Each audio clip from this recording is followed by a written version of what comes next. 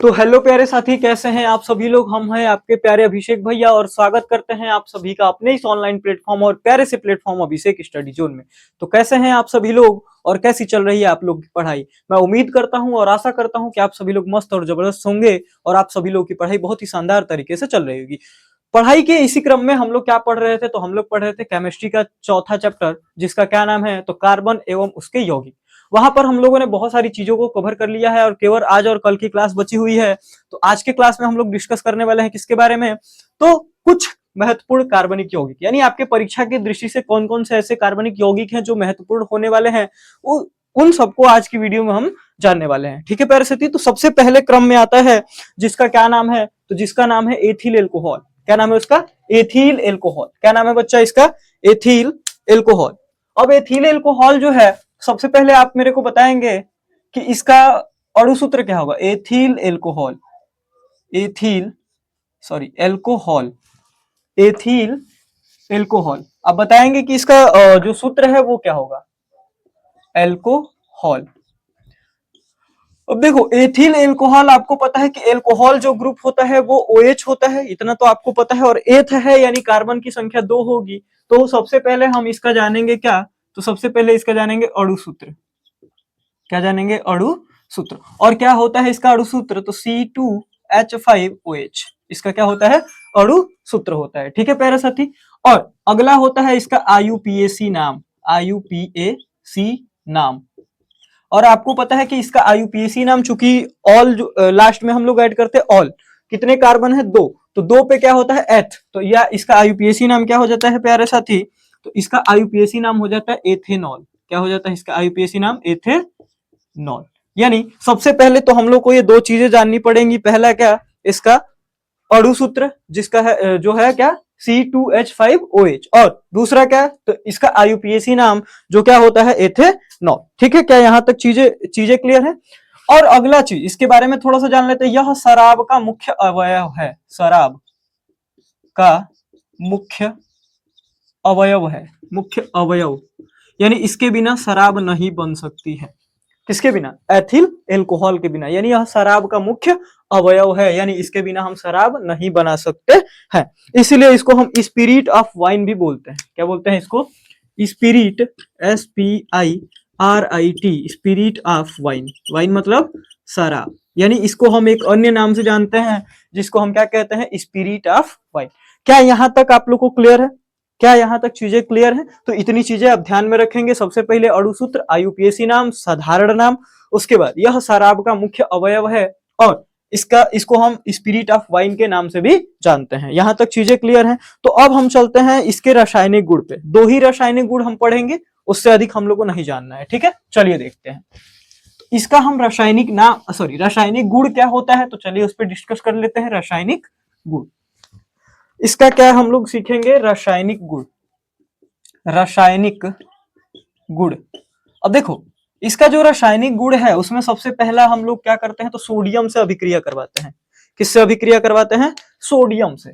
लिखेंगे sodium, sodium से अभिक्रिया, सोडियम से अभिक्रिया। किससे अभिक्रिया करवाएंगे, सोडियम से अभिक्रिया। और जब हम सोडियम से अभिक्रिया करवाते हैं तो बनता क्या है, तो सबसे पहले लिख लेते हैं C2H5OH और प्लस किससे, सोडियम से। सोडियम क्या है, एक धातु है।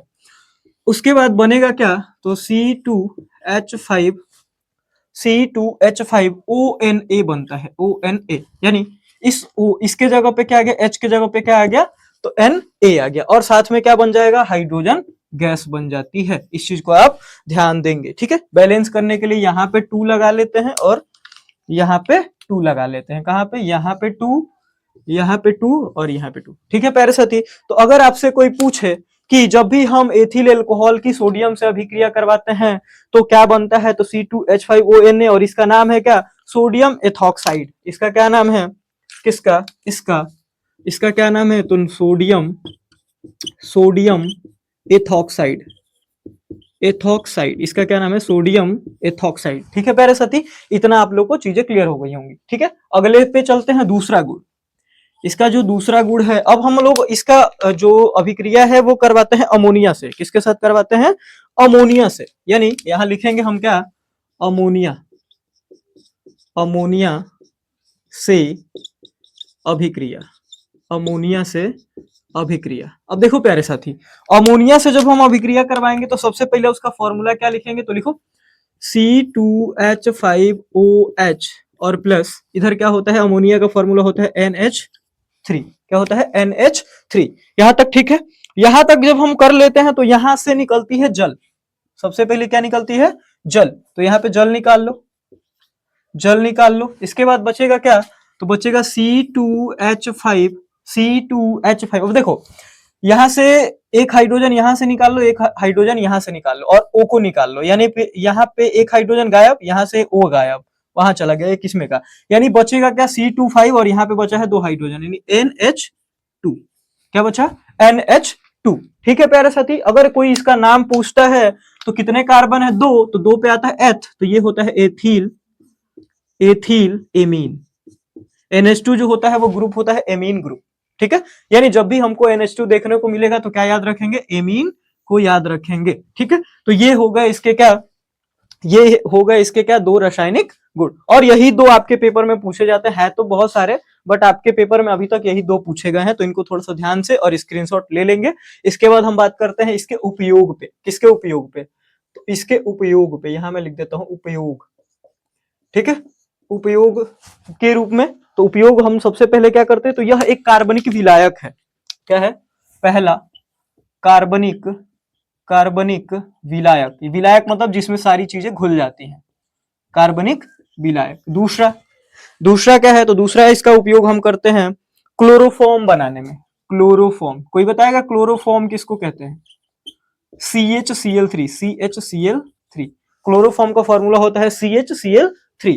क्लोरोफॉर्म देखा होगा आप लोगों ने, जब भी किसी मूवी में या ऐसे नॉर्मली किसी को किडनैप करना होता है तो रुमाल पे एक लिक्विड गिराया जाता है, वही होता है क्या, क्लोरोफॉर्म, जो कुछ देर के लिए इंसान को क्या कर देता है, बेहोश कर देता है। ठीक है, तो इसका भी प्रयोग होता है क्या बनाने में, क्लोरोफॉर्म बनाने में। ठीक है प्यारे साथी, अगला इसका उपयोग है, सबसे बड़ा इसका उपयोग है शराब में, यानी इसके बिना शराब है अधूरी, इसके बिना शराब है अधूरी, यानी शराब बनाने में भी इसका उपयोग होता है, किसका, एथिल एल्कोहल का। ठीक है, तो यहां तक ठीक होगा। और एक लास्ट उपयोग लिख लीजिए, प्रयोगशाला में अभिकर्मक के रूप में इसका प्रयोग होता है, अभिकर्मक के रूप में।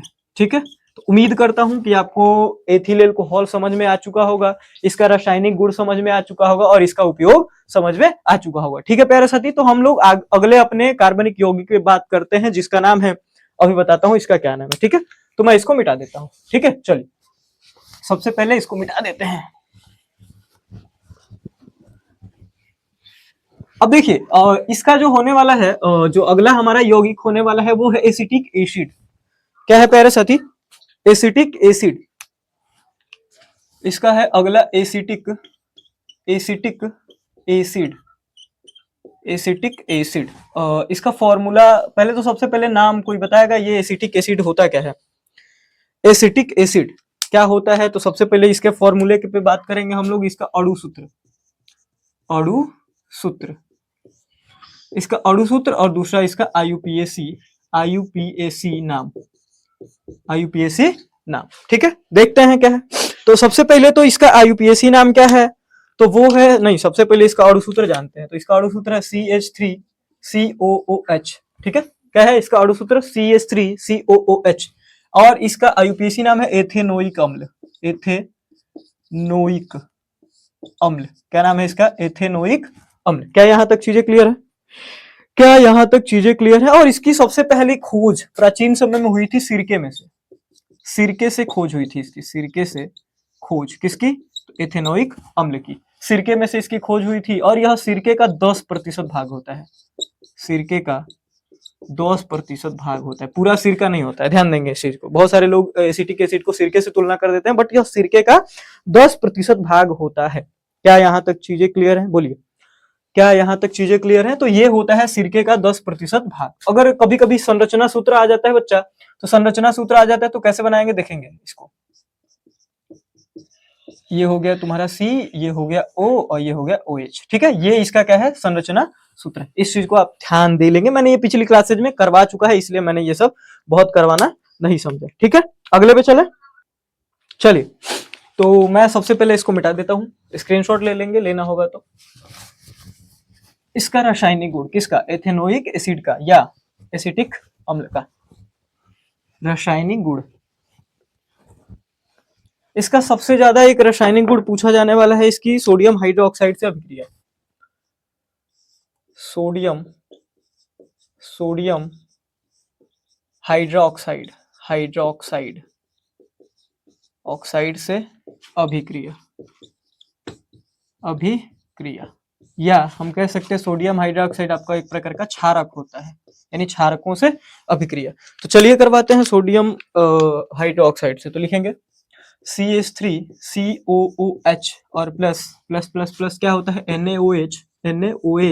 तो यहाँ से क्या बन जाएगा, तो देखो बनाते हैं। सबसे पहले जल निकाल लो, यानी यहाँ से ये निकाल लो, यहाँ से ये निकाल लो, तो बच जाएगा यहाँ पे H2O। उसके बाद क्या बचेगा CH3COONA, क्या है CH3COONA। और यहाँ से उल्टा नाम लिखते हैं इसका, सबका सीधा नाम लिखते हैं, इसका क्या लिखते हैं उल्टा नाम लिखते हैं। यानी सोडियम पहले आएगा, सोडियम, उसके बाद आता है एसीटेट। ठीक है प्यारे साथी, तो ये इसका रासायनिक गुण पहला हो गया, सोडियम हाइड्रोक्साइड से अभिक्रिया या हम कह सकते हैं किससे, तो क्षारक से अभिक्रिया। ठीक है, तो यहाँ पे क्या बन जाएगा आपका सोडियम एसीटेट CH3COONA। ठीक है, क्या यहाँ तक ठीक है, चीजें क्लियर है? बोलिए बोलिए बोलिए बोलिए बोलिए बोलिए। अब देखो दूसरा होता है अपचयन। दूसरा इसका जो गुण होता है वो होता है अपचयन। अपचयन का मतलब क्या होता है, तो अपचयन करवाते हैं इसका, किसका CH3COOH का अपचयन करवाओ। अपचयन करवाएंगे तो सबसे पहले हम लोग को कुछ चीजों की जरूरत पड़ती है, जिनको हम क्या बोलते हैं, तो उत्प्रेरक बोलते थे, LiAlH4 और माइनस H2O कर लेंगे यहाँ से। ठीक है, यहाँ से माइनस H2O करेंगे तो हम लोग को मिल जाएगा क्या, एथेनॉल। क्या मिल जाएगा, एथेनॉल, यानी CH3CH2 और क्या मिल जाएगा OH। इसका क्या नाम है, एथिल एल्कोहल या इसको क्या बोलेंगे, एथेनॉल। या तो इसको एथिल एल्कोहल बोलिए या इसको एथेनॉल बोलिए। ठीक है प्यारे साथी, तो ये हो गया तुम्हारा क्या, तो एथेनोइक अम्ल के क्या रासायनिक गुण। अब इसके कुछ उपयोग जान लेते हैं। क्या जान लेते हैं, उपयोग जान लेते हैं। ठीक है, चलिए ये स्क्रीनशॉट ले लेंगे, ये इंपॉर्टेंट है। मैं इंपॉर्टेंट ही करवा रहा हूं, क्योंकि अब ज्यादा करेंगे तो टाइम हम लोग पास कम है तो दिक्कतें हो जाएंगी। चलिए इसका कुछ उपयोग देख लेते हैं। एथेनोइक अम्ल के उपयोग, CH3COOH के उपयोग। पहला इसका उपयोग बच्चा क्या है, तो सबसे पहले प्रयोगशाला में अभिकर्मक के रूप में, पहला प्रयोगशाला में अभिकर्मक के रूप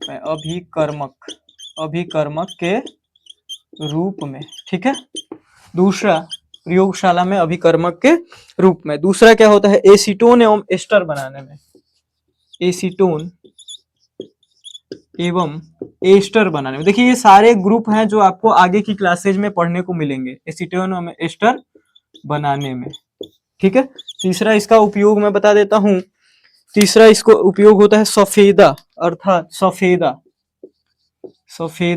अर्थात कृत्रिम सिरका बनाने में, अर्थात कृत्रिम सिरका। देखो एक सिरका बनता है गन्ने के रस से कृत्रिम सिरका बनाने में, और एक कहां से बनता है, सिरका बनाने में, ठीक है। तो ये कृत्रिम सिरका भी बनाया जाता है किससे, इसकी सहायता से, ठीक है। क्या यहाँ तक चीजें क्लियर है? तो आज का सेशन बस इतना ही होने वाला है, जिसमें हम लोगों ने पढ़ा क्या, एथेनॉल या एथिल अल्कोहल, एसिटिक अम्ल या एथेनोइक अम्ल। तो आज का सेशन कैसा लगा आप कमेंट करके जरूर बताएंगे। और कल की वीडियो में ये चैप्टर खत्म हो जाएगा। कल हम क्या पढ़ेंगे, साबुन एवं अपमार्जक, यानी साबुन कैसे बनता है, अपमार्जक कैसे बनता है, ये कल की क्लास में होने वाला है। तब तक के लिए राधे राधे, जय श्री राम, जय हिंद।